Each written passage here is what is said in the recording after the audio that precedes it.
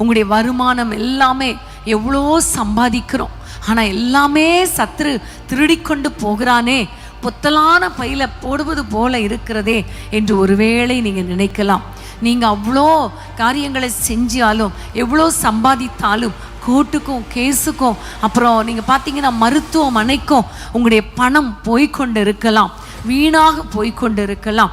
சில குடும்பங்களில் கஷ்டப்பட்டு சம்பாதிச்சாலும் குடிகார கணவனால் இந்த பிசாசு அந்த பணத்தை திருடிக்கொண்டு போய்கொண்டு இருக்கலாம். நிறைய வாலிப பிள்ளைங்க பணத்தை அனாவசியமாக செலவு பண்ணுறாங்க, ஆடம்பரமாக செலவு பண்ணுறாங்க.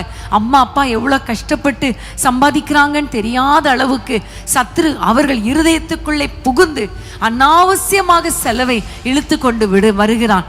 தேவையில்லாத பண செலவுகள், சத்துரு பல விதங்களில பணத்தை திருடிக்கொண்டு போய்விடுகிறான்.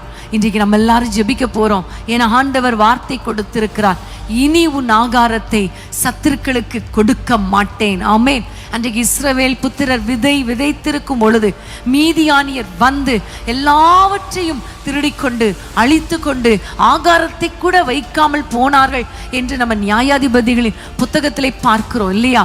இன்றைக்கு அன்பான தெய்வ பிள்ளைகளே, அப்படிப்பட்ட சூழ்நிலையில நீங்க யாராவது இருந்தா ஆண்டவர் இன்றைக்கு சொல்லுகிறார், இனி நான் உன் தானியத்தை உன் சத்துருக்களுக்கு ஆகாரமாக கொடேன், உன் திராட்சை ரசத்தை அந்நிய புத்திரர் குடிப்பதும் இல்லை. ஆமென். உங்களுடைய கைகளின் பிரயாசத்தை நீங்க சாப்பிடுவீங்க.